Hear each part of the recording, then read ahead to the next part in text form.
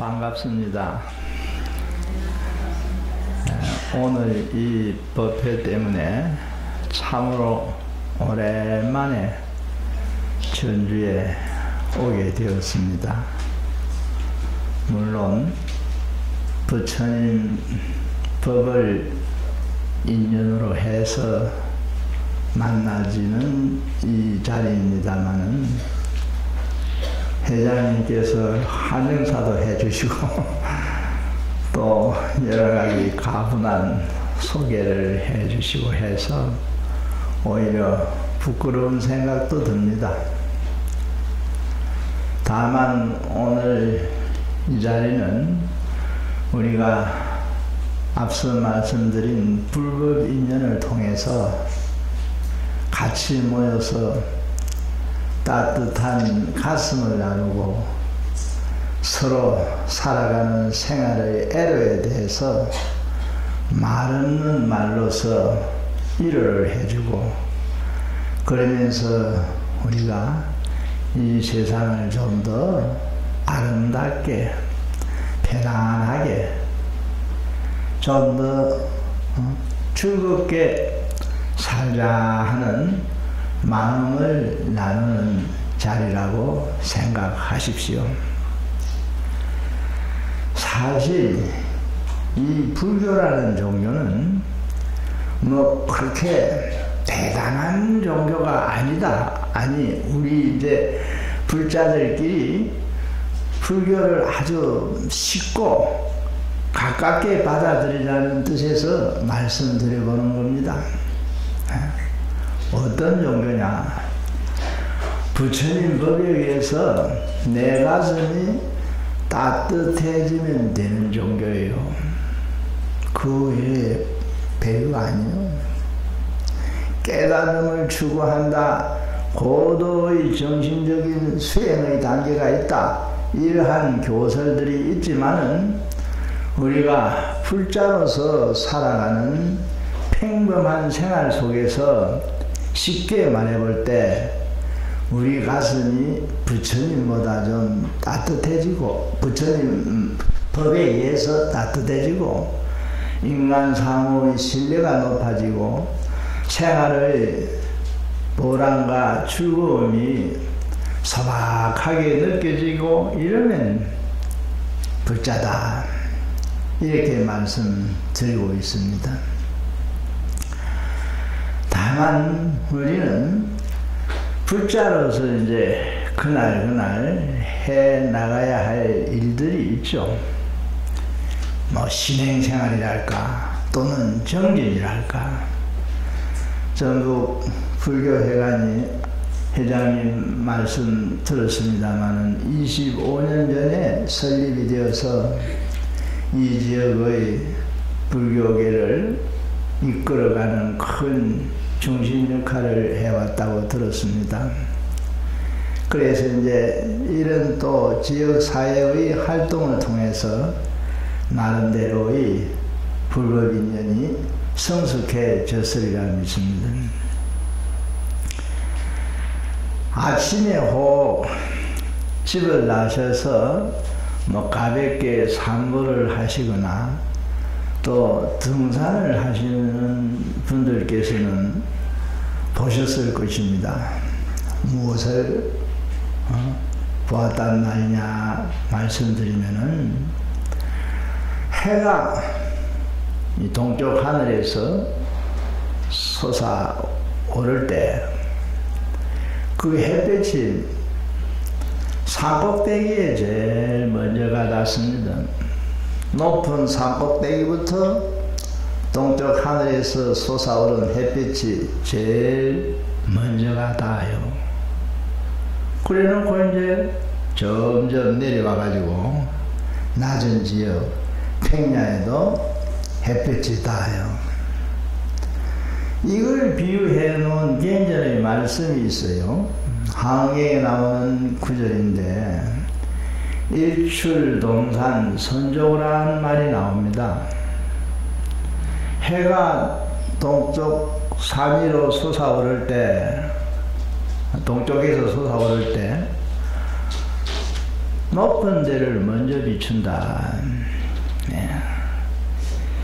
이 말 뒤에 대꾸를 달아가지고 붙여서 법문을 해왔습니다.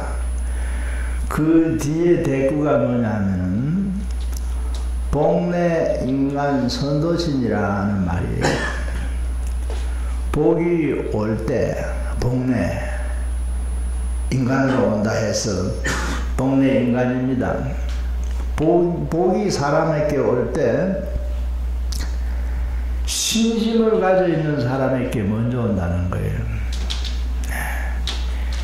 우리가 불교를 믿는다 이러잖아요. 물론 다른 종교도 마찬가지입니다만은, 그러나 불교를 믿는 신심하고 다른 종교를 믿는 신심은 차이가 있습니다. 불교 공부를 오래 하시는 분들은 알고 계시겠습니다만은, 불교의 신심은 법을 배워서 이해하는 마음이에요.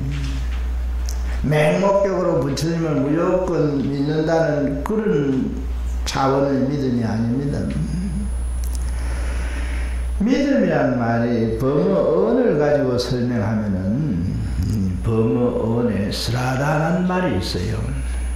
스라다. 이 말은 원래 가지고 있는 뜻이 의심을 하지 않는다는 뜻입니다. 의심을 안 하는 게 믿는 거 아닙니까? 쉽게 생각해 볼 때도. 그런데 우리 살아가는 생활 속에 의심이 많이 생겨요. 사람에 대해서도 저 사람이 왜 저러는가? 행동이 이해 안 돼서 의문이 생길 때 많습니다. 또 세상이 왜 이런가? 사회가 왜 이런가? 뭔가 내 생각으로는 이해가 잘 안 될 때가 많아요. 끔찍한 무슨 사건이나 범죄 같은 것이 일어나실 때 의의가 없는 수도 있어요. 이런 경우는 믿음이 없는 의심이 일어나는 경우입니다. 그런데 신이란 말, 어원이 가지고 있는 스라다의 뜻은 알고 보니 이해가 됐다는 겁니다. 사람에 대해서 예를 들어 말하면 저 사람 행동이 왜 저런가? 왜 저렇게 화를 내는가? 예를 들어서 말할 때 그럴 만한 사정이 있더라는 거예요. 몸이 몹시 아픈데 남으로부터 심한 모욕을 당했다는 거예요. 몸 아픈 사람이 안 그래도 건강이 안 좋은데 남한테 심한 모욕을 당하고 모멸감을 느꼈다면은 마음속에 억울하고 분한 생각이 일어날 수 있잖아요.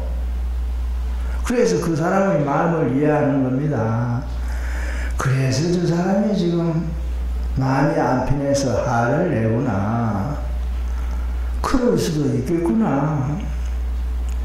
이해를 하면서 오해를 안 하는 거. 이게 믿는 마음이에요. 그래서 믿음을 용수보살의 지도론이라는 책에 보면은 손이라고 표현을 했어요. 믿음을 신수라 표현한 말이 나옵니다. 제3의 손이죠. 우리는 왼쪽 오른쪽 두 팔 끝에 손이 있습니다. 손을 가지고 일을 하죠. 물론 사람 신체의 각 부위가 다 제대로 각각 기능을 발휘하게끔 되어 있습니다만은 손이 중요해요. 자비의 손길, 간센보살을 자비의 보살이라 합니다. 그런가 하면은 문수보살은 눈을 상징하는 보살이라 하죠. 지혜를 상징하니까. 보현보살은 행운을 상징하는 보살인데 사람 몸에 비유하자면은 달이 발과 같은 보살입니다. 그래서 이제 믿음의 손을 가지고 사는 사람은 복이 남보다 먼저 온다 이 말이에요. 그것이 해가 떠서 처음 햇빛이 비춰질 때 산꼭대기 높은 곳에 먼저 닿는 것과 같다 이 말이에요. 그래서 우리는 다행히 부처님 법을 만나 나름대로의 신행생활을 시작한 분들이고 또 지금 말씀드린 대로 믿음의 손을 하나 더 갖추어 사는 사람이다 이렇게 말씀드릴 수 있습니다. 그래서 이제 신수를 가진 분들이니 좀 더 신행생활을 잘해서 부처님 법을 통해서 나를 이롭게 하고 또 남을 이롭게 하자. 사람이 인연 따라 사랑이란 말 자주 합니다. 어떤 게 인연. 제가 오늘 온 것도 우리 주실 스님하고 몇 년 전에 인도 같이 순례했던 그 인연에 의해서 뭔가 서로 통하는 마음이 생겨가지고 오게 되었고 오다 보니 또 어제는 회장님과 부회장님도 저하고 고향이 같더라고요. 다 인연소치예요. 불교에서는 우리가 이 세상에 태어나는 것도 인연이고 또 나중에 한 생에 마치고 떠나가는 것도 인연이라고 말합니다. 생사의 모든 것을 인연이라 말하죠. 그런데 인연이 말입니다. 인연이 귀한 인연이 있고 쉬운 인연이 있어요. 쉬운 인연. 불교가 이제 교리를 가지고 말하면은 교리의 중심이 되는 것은 인연법이거든요. 이걸 달리 연기법이라고도 합니다. 불교 이제 이 교리적으로 공부할 때는 인가법 배우고 인연법 배우고 일심법 배웁니다. 세 가지 법만 배우면 불교 이해합니다. 실제 불교를 우리가 깊이 공부 안 해도 이 세 가지 단어 인가다, 인연이다, 일심이다 하는 이 세 단어만 머릿속에 기억해 두고 수시로 생각해 보면 그게 공부가 됩니다. 이 세상의 모든 이치는 원인과 결과, 인가로서 이루어진다는 것. 그 인가로서 이루어지는 세상법이 불가사의한 인연법이 그 배후에 또 있다는 것. 인연법의 그 배후에는 또 모든 것이 마음이 지어내는 유심법문인데 그 또 심오한 뜻이 있다는 것. 그래서 이제 불교를 세 가지 법으로 간단히 줄여서 말할 수 있습니다.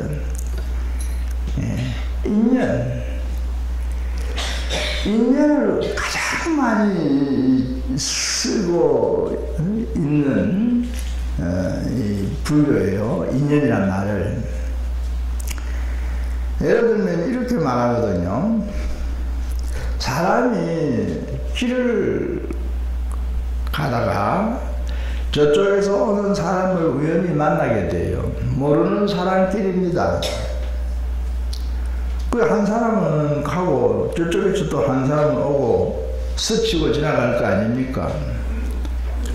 그때 이제 뭐 옥듯이 한번 스친다 이래요.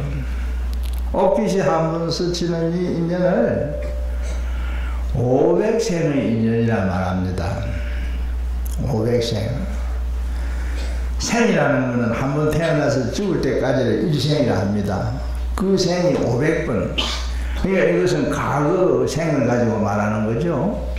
500생의 인연이 이어져서 평소에 알고 있던 사이는 아닌데 모르는 사람끼리 길을 가고 오다가 한번 스치게 된다는 거예요.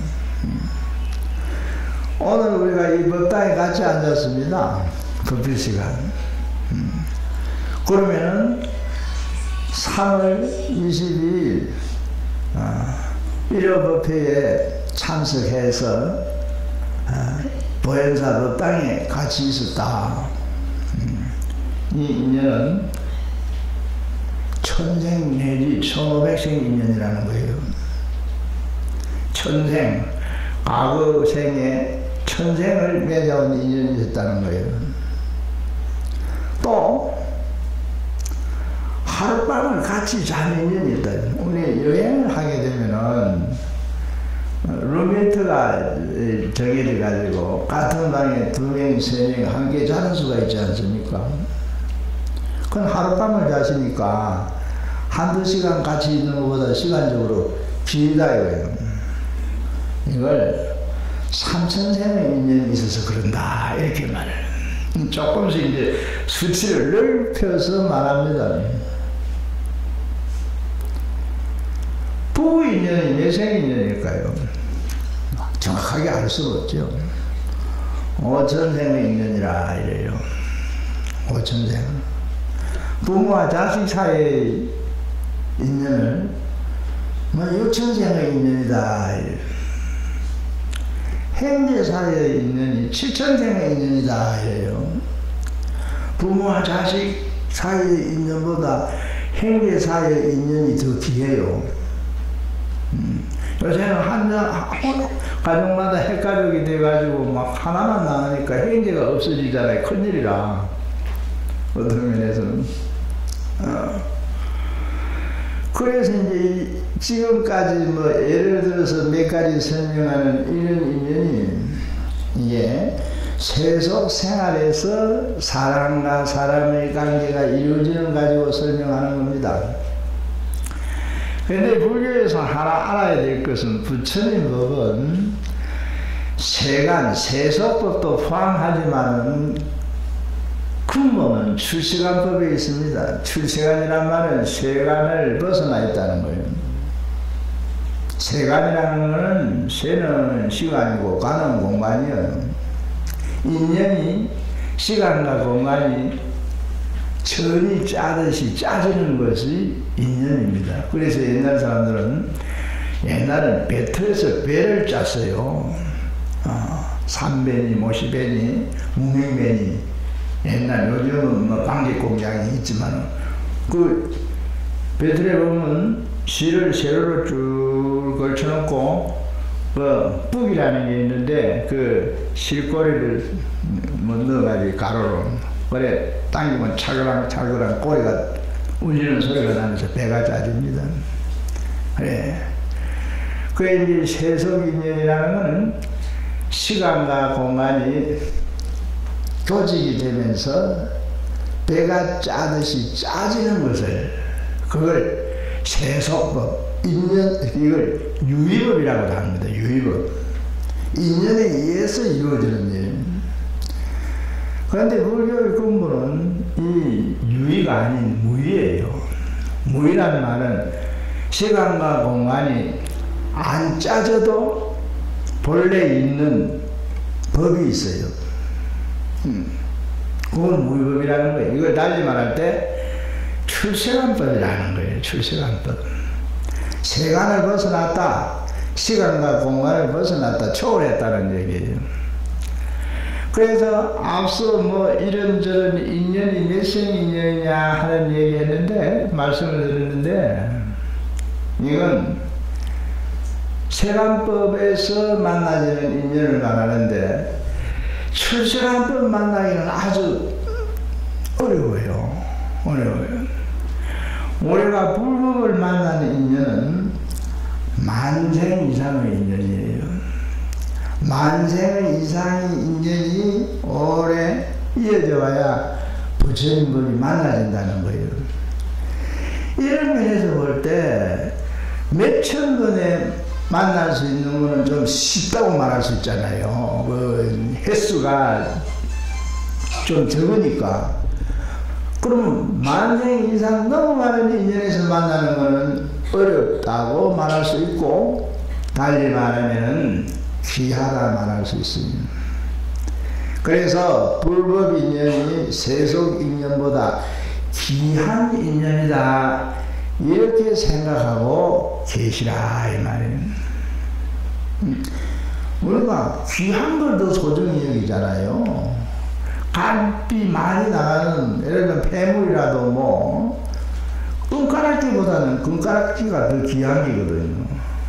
금가락지보다는 요새는 무슨 다이아라든가 그게 더 귀한 거예요. 그래서 우리 부처님 법을 만나는 인연은 참으로 귀한 인연이다. 귀한 인연이니까 귀한 일이 생기고 소중한 일이 생기는 것이다. 이래 이제 말씀을 드릴 수가 또 있겠습니다. 그래서 이 좋은 인연, 귀한 인연을 통해서 우리가 불사를 잘 해야 됩니다. 불사라는 게 뭐냐? 사람 마음을 편안하게 해주고 사람의 정신이 바로 되게 해주는 그게 불사예요. 불교가 궁극적으로 해야 될 일은 제도입니다. 제도. 제도란 말. 상무보리 하중생. 보통 불교의 목적을 이렇게 말합니다. 이로는 보리 깨달음을 구하고 아래로는 중생을 교화한다. 내 개인의 수행, 내면적인 수행을 가지고는 깨달음을 추구하는 거예요. 그러나 이게 그것을 끝나면 안 돼요. 대외적으로 밖으로 제도하려는 마음이 있어야 돼요. 제도하려는. 그래서 자도 타도 달리 말할 때는 자리 이타라고도 말하죠. 그래서 불교는 제도하는 종교입니다. 제도하는데 모든 불교의 힘이 집중되어야 해요. 그런데 이제 소승불교는 제도하는 데는 별로 신경 안 써요. 깨닫는 데만은 신경을 씁니다. 그래서 대성불교가 일어나고부터 이걸 수정해야 된다. 깨달으려고만 하다가 못 깨달아 죽을 수도 있다 이거예요. 또 깨달아가지고 번뇌 끊었다 한 거 개인적인 일일 뿐이지 사회적으로는 별 큰 영향을 미치지도 못하는 것이다 이거예요. 그래서 대성불교가 일어나고부터 소승불교는 만족불교라 합니다. 평가절하를 시켜버려요. 수행 경지도 아공만 증득을 했지 법금을 증득하지 못했다고 본 거예요. 그래서 대성법문을 소승들은 알지 못한다. 법화경 같은 경전의 이 점을 아주 강조해 놓습니다. 그래서 대성에서는 깨달아야 되는 것은 당연한 일이지만은 제도의 뜻을 줍니다. 그래 항에는 어떤 얘기가 나오냐면은 자미적도 선도타라. 내가 제도받지 못했더라도 이 말은 앞선 깨달음을 두고 말할 때 내가 깨달지 못하더라도 남을 먼저 제도하자 이런 주장이 나옵니다. 자미들도 선도타. 그래 제도하는 거예요. 그 제도하기 위해서는 바람일행을 실천해가지고 가만히 혼자만 생각을 조용히 갖고 있는 이런 공부 방식이 아닌 활동적으로 항상 내가 내 혼자 있어도 남을 생각해야 돼요. 남을 생각해. 가족끼리 말하면 우리가 어머니가 저 서울에 아들, 딸을 공부시킨다고 대학교 보내놓고 있어. 그러면 어머니는 전주에 사시더라도 아들, 딸이 오늘 밥이나 제대로 잘 먹고 뭐 건강히 잘 있는가 안부가 항상 궁금하잖아요. 이게 이타심이에요. 부모와 자식 간에서 서로 생각하는 마음과 같은 마음을 생각해야 돼요. 남을. 대성불교는 남을 생각하자는 그런 주의입니다. 이기적으로 수행하면 안 된다는 거예요. 그래서 남을 센 거예요.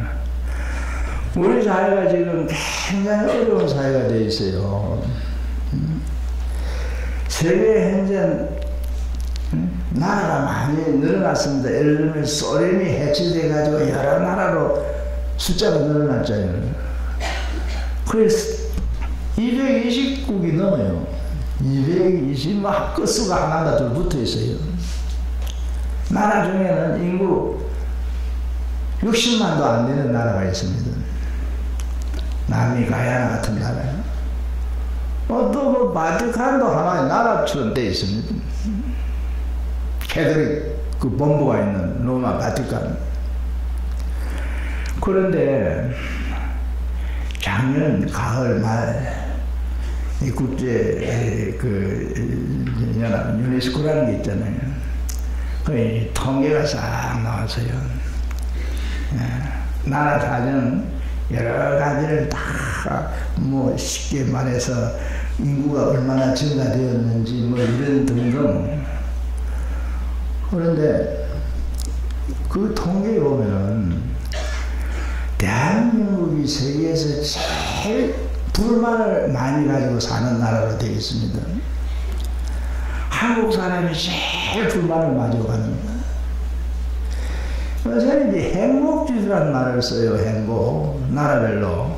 작년에는 이 스리랑카 거기도 불교 나라지만은 이 남방 불교는 좀 소승권 아닙니까? 우리나라보다 막 경제적인 수준이나 이런 걸 놓고 말할 때는 아주 떨어집니다. 그런데 제일 불만 없이 나는 행복하게 산다. 그 행복지수가 제일 높았던 나라라 그래요. 그 대한민국이 제일 그 증거가 나타나요. 왜 불만이 많느냐? 뭐로 가지고 그 불만이 많다는 걸 그렇게 설명하느냐? 자살률이 제일 높았다는 거예요.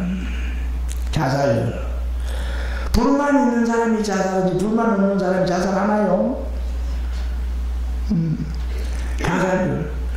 그것도 그 통계에는 2010년부터 4년까지 5년 연속 자살률 1위였다는 거예요. OECD 가입한 나라 중에서입니다. OECD라는 그 경제 수준이 좀 높은 나라들만 가입되어 있는데 가입된 나라가 32개국입니다. 현재 32개국. 그 중에 우리나라가 제일 불만이 많은 사람들이 많다는 거예요. 불만이 많으니까 사고도 많이 일어나요. 범죄. 다 들었겠지만 얼마 전에는 어이없는 뉴스가 하나 나오더라고요. 형제끼리인데 형제도 연세가 많아요. 70이 넘은 동생이 80 된 형을 총으로 쏴주겠다 이런 보도도 다 뉴스에 봤지 않습니까?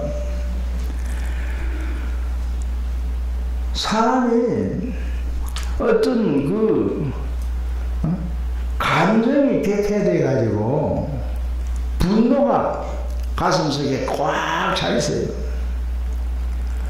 그러니 수틀리는 막 부모도 형제도 모르는 그야말로 도저히 이해할 수 있는 그런 사고를 쳐버린다. 사람을 죽이기까지 한다.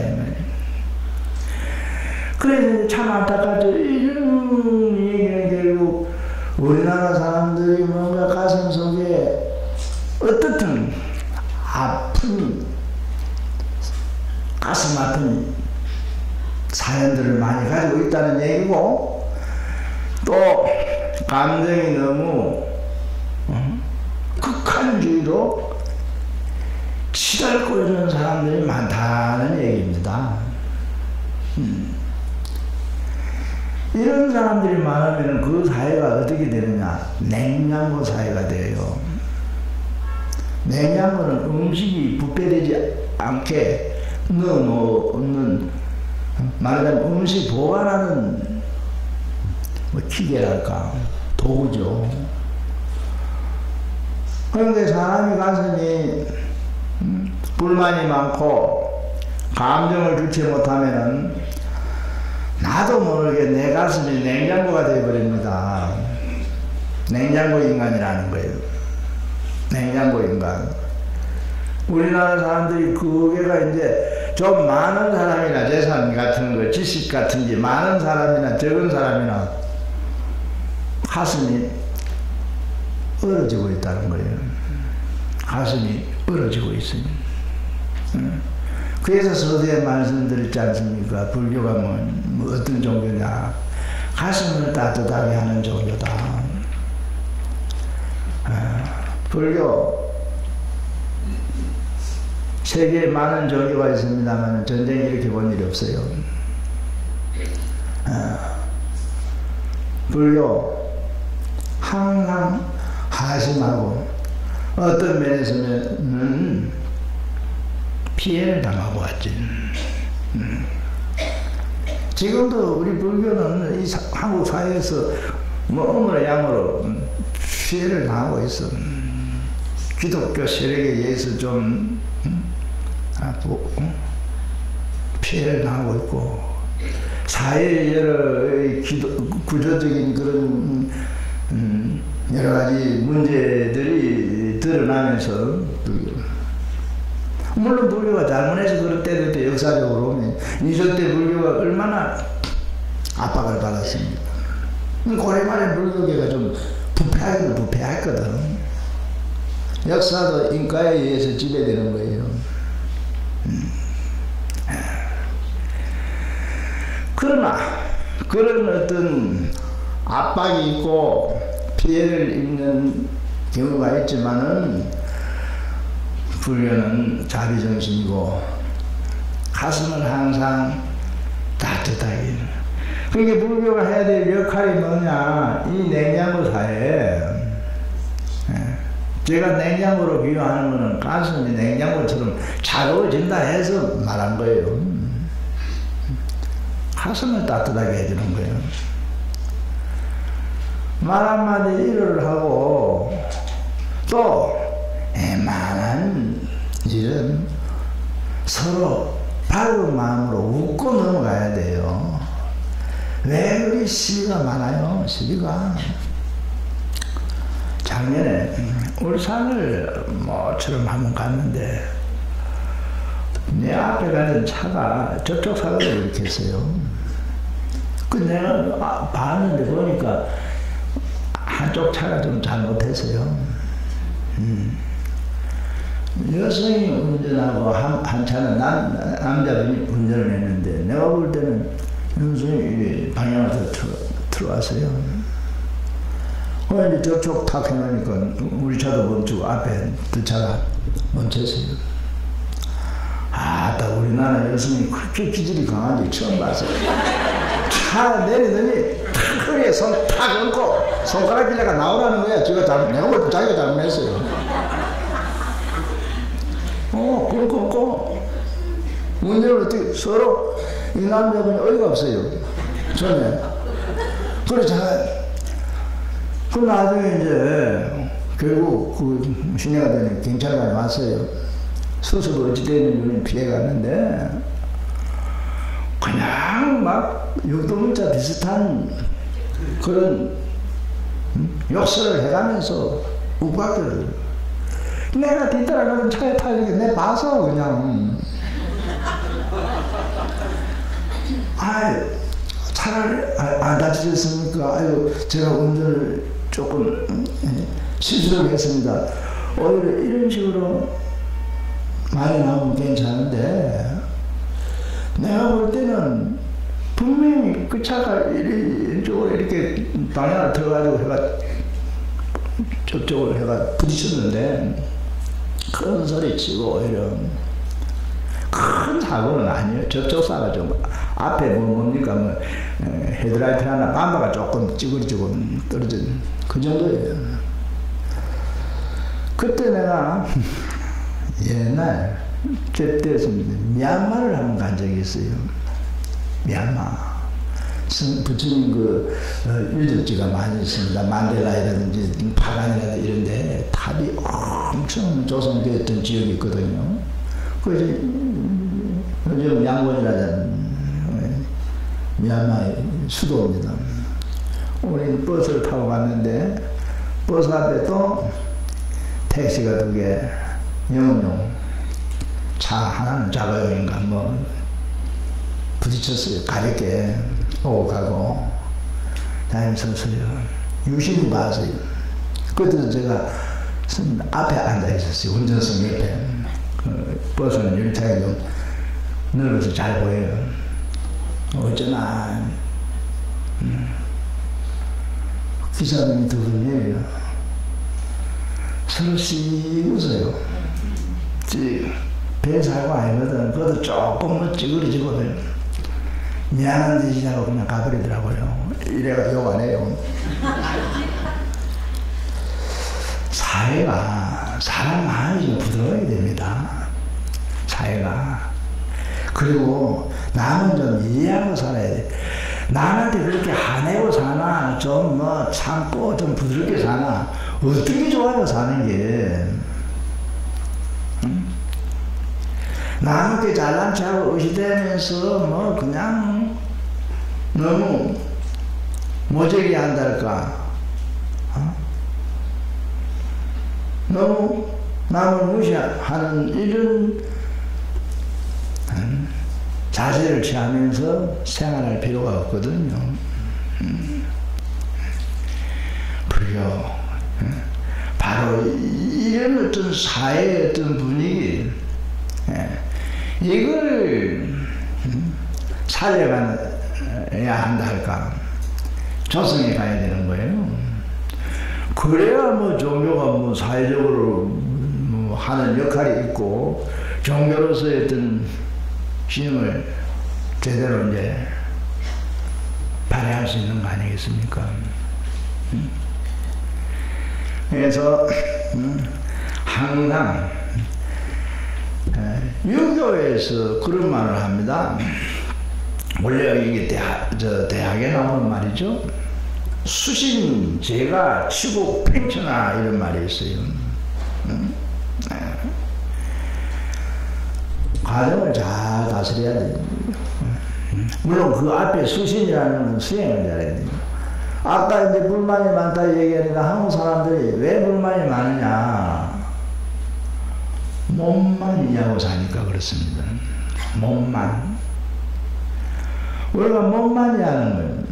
의식주 상권이 몸을 위해서 필요한 거잖아요. 먹어야 되고 입어야 되고 의식 자야 되고 생활은 공간이 있어야 되니까 가족들이. 의식주 상권이 인생의 전부가 아닌데 오늘날 이 현대 사회 자본주의 근성이 너무 지나쳐가지고 의식주가 전부 그냥 물질 만능주의에 빠져버렸어요. 서양에서 이미 오래전에 현대에 있으면 돈이다 이런 말이 나왔습니다. 돈이 다 되는 시대예요. 영어로 God is money, money is God. 오래전에 나온 말입니다. 돈이 신이다 이거예요. 기독교나 뭐 천주교는 서양 종교에서 말하는 신이 인간 별 능력을 발휘하지 못한다는 거예요. 돈이 신이라는 거예요. 그래서 모든 것을 육론적 인생관에 빠져가지고 물질적인 가치로 계산해버려요. 이러니까 집착만 생기는 거예요. 벌자, 모으자. 그래서 이제 사회는 점점 각박해지는 거예요. 가슴이 냉정해지는 사람, 얼음이 되는 사람들만 자꾸 생긴다 이거예요. 이런 옛날 얘기가 하나 있습니다. 어떤 얘기냐? 행제가 2사람이 길을 갔어요. 수령에 볼 일이 있어서 이제 이 길을 갔는데 동생이 앞서가고 형님이 조금 뒤에 떨어져 갔습니다. 그건 옛날 얘기이기 때문에. 앞서가는 동네에 길가에 금덩어리를 2개 주었어요. 봤어요. 금덩어리가 2개 있는 거예요. 그래서 동생이 좀 앞서갔으니까 먼저 주었습니다. 형님이 저만큼 뒤에 따라왔거든요. 형님, 오늘 우리 힘내했습니다. 금덩어리 2개 형님 하나 가지시오. 그래서 2개니까 하나를 형님한테 드렸어요. 그런데 길을 계속 하나씩 이제 가지고 길을 얼마나 더 갔습니다. 강을 건너야 돼요. 강을. 그 강에 있어가 나룻배를 타게 되었습니다. 나룻배를 탔어요. 배가 강 가운데 왔을 때 동생이 아니 너도 아까 주었던 금덩이를 강물에다 던져버리는 거예요. 그 금덩이를 강물에 봉당 맞아버렸어요. 형이 깜짝 놀라서 이 사람아 그 귀한 금덩이를 왜 강물에 던지는가? 형님 이 금덩이가 나를 못된 생각을 자꾸 하게 했다 이거예요. 금덩이가 자기를 자꾸 동생 오늘 보고 못된 생각을 아니 무슨 못된 생각을 형님한테 금덩이 하나 주고 나서 나 혼자 왔으면 2개 다 내가 할 텐데 괜히 형님이 따라와서 하나 주게 됐다. 우리는 되더라고요. 가만히 생각해보니 도저히 행정안에 일을 끊게 하는 그런 나쁜 생각이다 이거예요. 그래 던졌다는 건 행인도 따라 던져버립니다. 옛날 중국에 전해지는 얘기예요. 자, 우리 이 얘기 설하지만 얘기 놓고 생각해 봅시다. 행제가 하나씩 가져가가지고 지집에 가서 잘 먹고 잘 살았다. 그건 후세에 감동 못 줍니다. 지금 내가 소개할 그 얘기를 소개할 필요가 없는 거예요. 감동 못 주는 얘기. 행제가 금덩어리를 행제가 안에 의를 생각하다가 강물에 던져버렸다. 지금도 그래도 도덕적으로 윤리적으로는 감동되는 얘기잖아요. 감동되는 얘기예요. 그래서 버릴 때는 감동을 줍니다. 인생사라는 게 묘해요. 내 아집이나 법집, 금강경 같은 데서는 2가지 법집을 설명하는데 이 집착, 아집 법집을 버리고 또 내가 내 고집을 버리고 내가 내 위주로만 생각하던 그 고정관념 이런 걸 좀 부수어버리고 때로는 양보하고 불교에서 보시는 법보시도 있거든. 정신적으로 내게 물질이 아닌 보시할 수 있는 방법이 여러 가지 있습니다. 잡고장님 같은 건 무죄 칠시라 해서 7가지 보시 얘기가 나옵니다. 남한테 부드러운 말 해주는 것도 보시고 온화한 밝은 표정으로 좋은 얼굴 모습을 남에게 보여주는 것도 보시고 눈으로 눈매 고운 눈매 그렇다고 뭐 남자가 만나서 윙크하라는 얘기는 아니에요. 고운 눈매로 보여주는 것도 안시 보시요. 잘 양보해주는 걸 자상시라 했어요. 관심을 가져주고 내 일은 아니 나는 일이지만 저 사람 일도 좀 잘 됐으면 좋겠다. 성원해주는 마음 이걸 신시라 해요. 그래서 베풀어줄 때 베풀어주는 거 이게 보시예요. 불교는 보시 정신이거든. 베풀어주는 거는 덜어내는 거예요. 집착을 버리는 겁니다. 집착을 버리는 거. 그래서 집착을 버리면은 감동을 주게 되어 있어요. 감동을. 그래서 이제 이 사회가 물론 전혀 없는 건 아니지만 감동이 점점 없어지는 사회지 않습니까? 사람 사회 사는 서로 이웃끼리라든지 나라는 선화에 이런 얘기가 있어요. 얘는 좀 공부를 많이 하신 분들은 쉽게 이해할 수 있는 얘기입니다만 처음 듣는 분들은 이해하기 어려운 법문이에요. 수산 성념선사가 있었어요. 전국의 유명한 선사 스님입니다. 처음에는 이 스님도 법화경을 오래 독송해가지고 법화경 전체를 3000번이나 독송했다 이런 얘기도 곁들여져있는 이 스님한테 아주 스님이 훌륭한 큰 스님이라 자주 찾아오는 거사님이 한 분 있었어요. 그래서 스님, 내가 요즘 스님한테 찾아다닌다는 소문을 듣고 저희 사람들 친구들이 나한테 불교가 뭘 가르치냐 어떤 종교냐 묻는 사람들이 많습니다. 불교 가끔 친구 중간에 불교 안 믿는 사람 뭐 다른 사람 너 불교는 뭘 가르치노 뭐 이런 식으로 묻는 수도 있지 않겠습니까? 그런 질문을 자주 받는데 내가 그때 스님 뭐라고 답을 해주면 될까요? 스님 저한테 좀 가르쳐 불교가 도대체 뭡니까? 수산 성념선사가 빙그레 웃더니 불교가 뭘 가르치냐 불교가 어떤 종교냐 내 얘기를 잘 듣게 잘 들으라는 거예요. 예수님 시어머니가 며느리를 나귀 등에 앉히고 꼬피를 잡고 나귀를 먹고 길을 가고 있는 것이 불교다. 네. 시어머니가 이 양가집이 시어머니가 젊은 며느리를 나귀 등에 태워놓고 꼬피를 잡고 나귀를 먹고 길을 가는 것이 이게 불교다. 어떻게 알아들어요? 이거 그야말로 뭐 말도 안 되는 얘기지.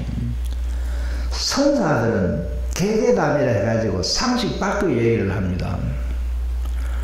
부처가 뭡니까? 그 질문을 봤을 때 문이 열려서 마당에 잣나무 하나씩 있거든.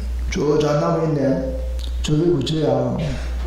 그래서 나온 게 잣나무 하도 아닙니까? 개가 한 마리 지나가고 싶단 말이에요.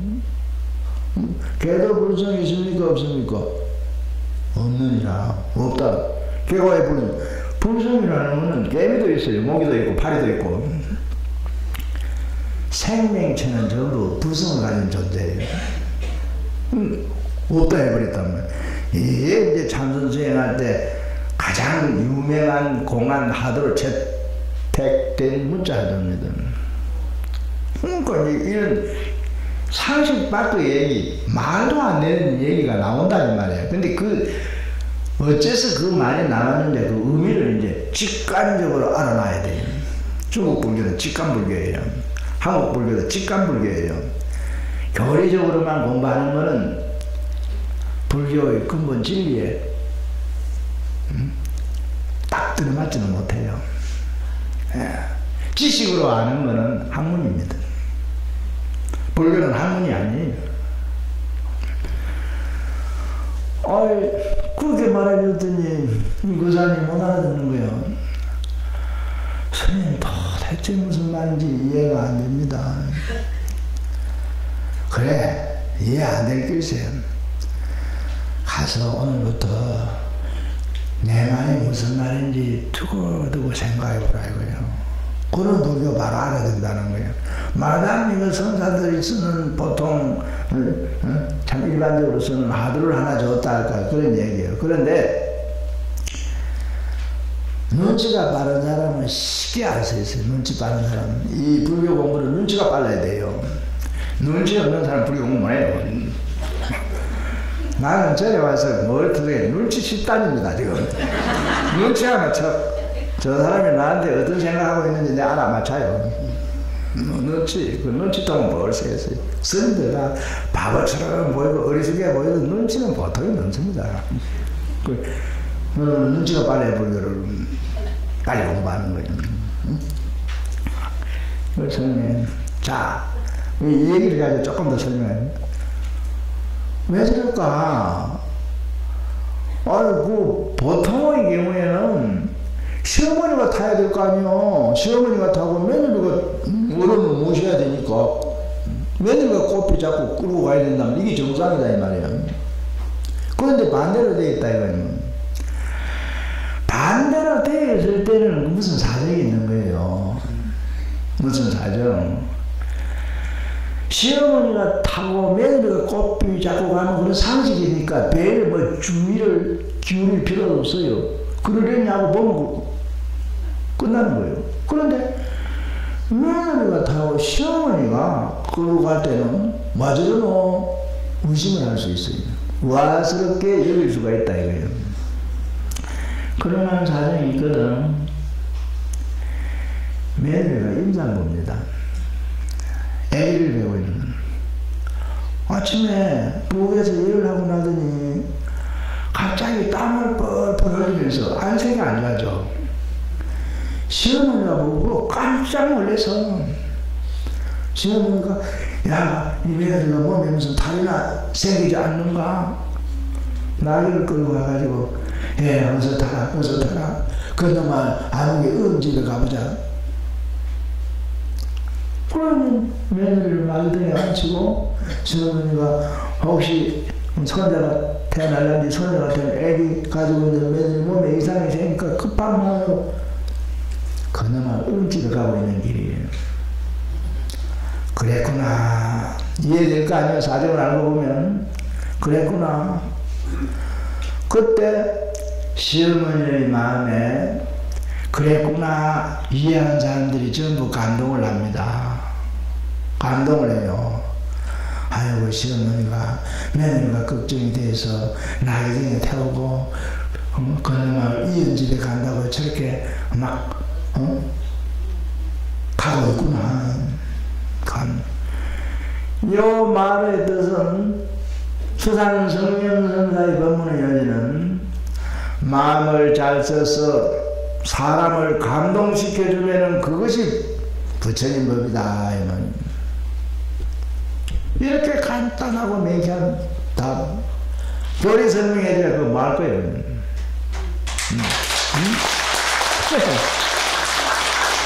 그렇다 이거예요. 그래서 이제 참 가족끼리, 행제끼리, 불교는 이제 또 이 시간이 내가 너무 오래 하면 안 되지. 이제 마치겠습니다. 5분만 더 하고. 자매. 아까 우리 사회가 어떻다 얘기했지 않습니까? 가슴이 뜨거운 사람들이 많이 계셔야 된다. 불교에 있어서 자매가 중요합니다. 자매. 자매란 말이 무슨 말이냐면 뭐 그 사람 하는 말을 번역한 말인데 이것도 쉽게 설명하면은 미안해하는 마음이에요. 미안해하는 마음. 이 미안해할 줄 몰라 이 시대가. 젊은 층은 내려올수록 미안해할 줄 아는 그 마음이 점점 없어져요. 제가 사는 절에 아까 소개된 반면에 마당에 조그마한 못을 해갖고 지금은 그 없어지더라고요. 수련하고 간상용 연하고 심어놨더니 수련을 이겨버리고 간상용 연꽃이 죽어버리더라고요. 몇 년 전에 이 꽃이 잘 봉오리가 이렇게 맺혀 있어요. 그 내가 이제 법당에 가서 사실 기도하고 이제 나오는데 꽃봉오리가 여러 개 피지는 않고 봉오리가 연꽃 봉오리가 맺혀 있어요. 30대, 34대 때는 어머니야. 중국에 있죠, 가정. 전생인지 초등학교 1학년인지 어린 아들 데려왔어요. 근데 이 아들이 그 옆에 못 옆에서 연봉우리 그걸 똑똑 따가지고 6개나 딱 끄고나는 거예요. 그래서 내가 내려와서 어머니를 보고, 여보시오, 이 아이 당신 아들이니까 당신 옆에 있었잖아요, 이 말이에요. 이 아이가 이 꽃봉오리를 1개 정도 꺾어가지고 다른 건 말려야 될 거 아니냐 이거요. 말려야 돼요. 이 옷이 몇 개요? 6개가 꺾어져 떨어져 있지 않았나요? 당신이 어머니가 되어 그걸 왜 가만히 보고 있었느냐 이 말이에요. 야, 가자. 애들은 저쪽으로 가버리더라고요. 미안합니다. 말도 없어요. 그걸 보고 한 5년 전 얘기예요. 야, 우리 사회가 이렇구나. 우리 사회가. 미안할 줄을 몰라. 그 사람이 그러면 그 며느리가 시부모한테 그렇게 잘하겠습니까? 남편에게 잘하게 뻔할 뻔짜예요. 점수가 다 나왔잖아요. 응? 그렇게 살면 다음 생에 어떻게 되는지 압니까? 사람 몸이 잊어버려요. 불교 윤회에서 이 참여하다는 윤회 전수가 있습니다. 윤회 전수. 가령 우리가 이 세상에 부귀영화를 누리고 참 잘 샀다, 잘 살았다, 이래 돈도 많이 벌고 권력도 많이 누리고, 만약에 이런 사람이 결국은 죽지 않습니까? 죽고 난 다음 생에 악도에 가는 일이 생긴다.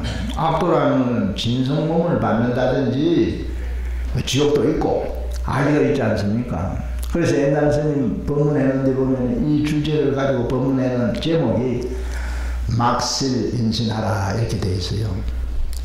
사람 몸을 잃어버리지 말아라 이 말이에요.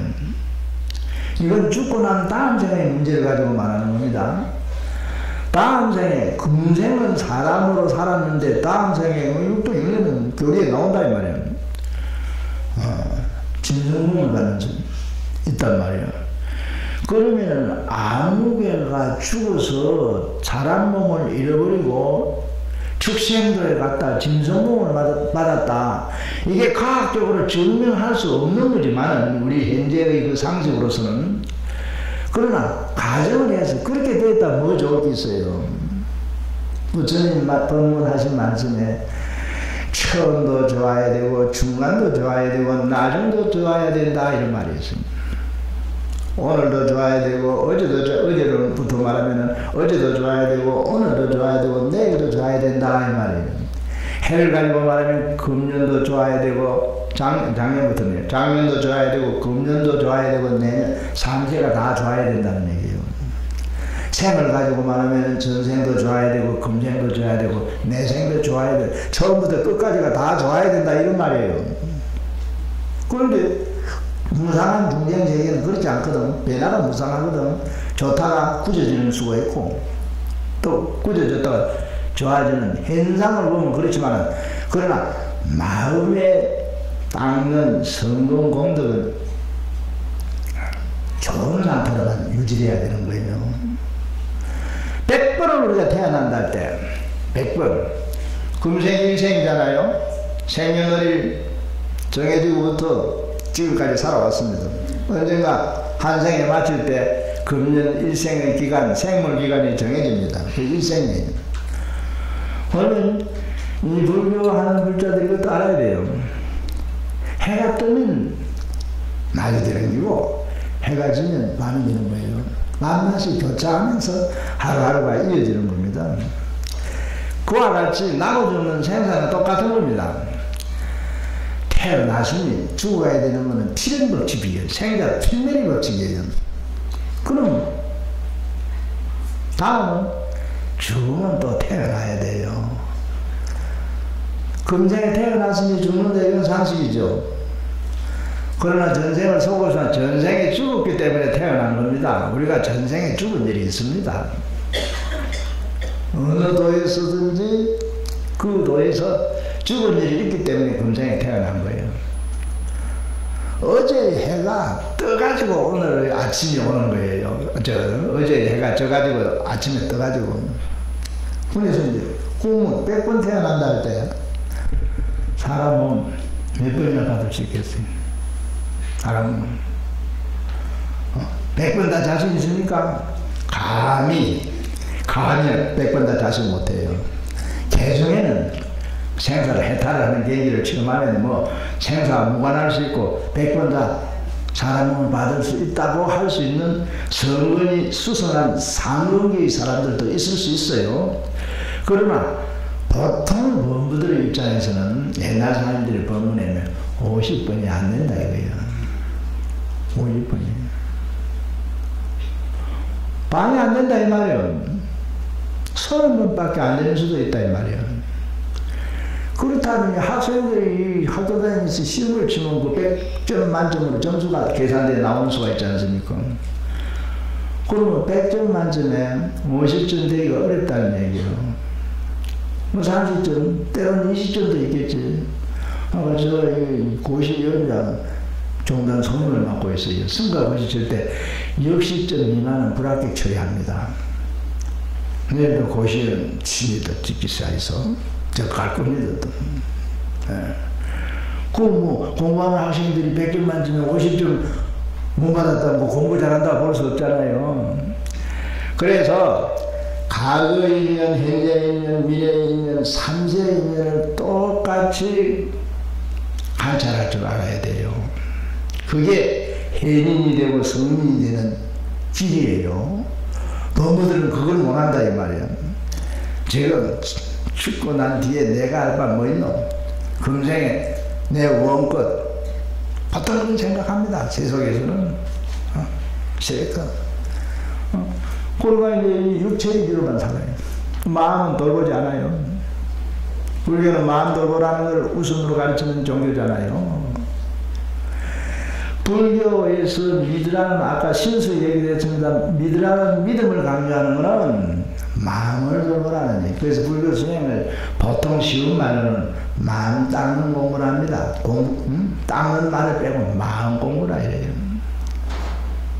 그래서 윤회의 점수를 매긴다면은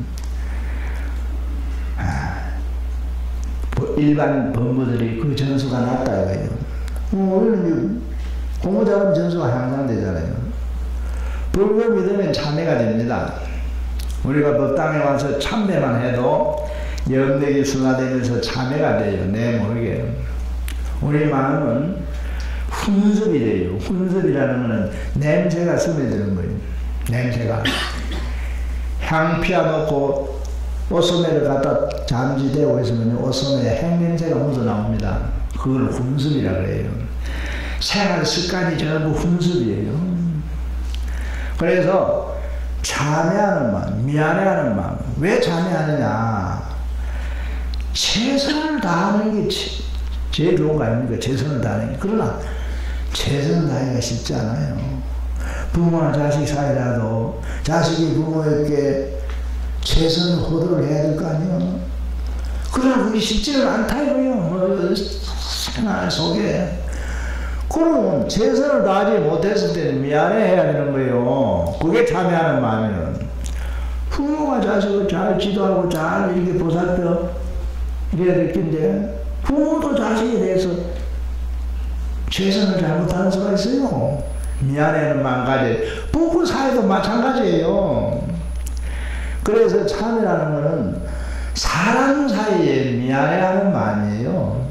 사람 사이에 미안해하는 마음으로 아까 수신을 하고 제가 집안을 잘 다스리고 가정이 잘 돼야 일이 잘 돼요. 문제 가정에는 꼭 문제 아이가 생기잖아요. 내가 아는 교사가 한 분 있었는데 이분이 중학교인데 초등학교 5학년 담임을 했어요.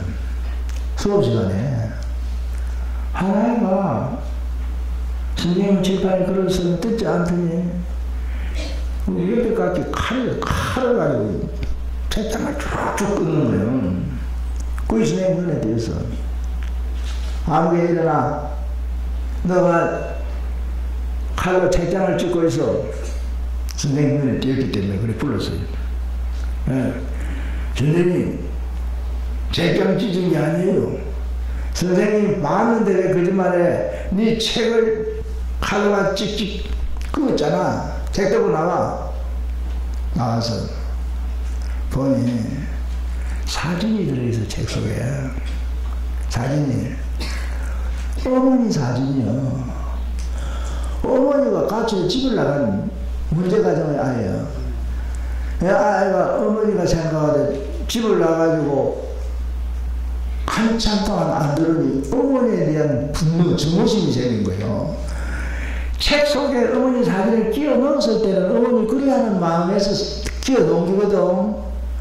근데 2달이 됐는지 3달이 됐는지 집을 나고 안 들어온단 말이에요. 어머니에 대한 분노심, 증오심이 일어난 거예요.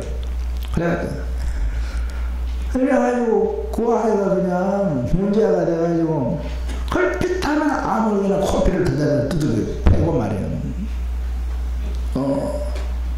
문제가 생기네.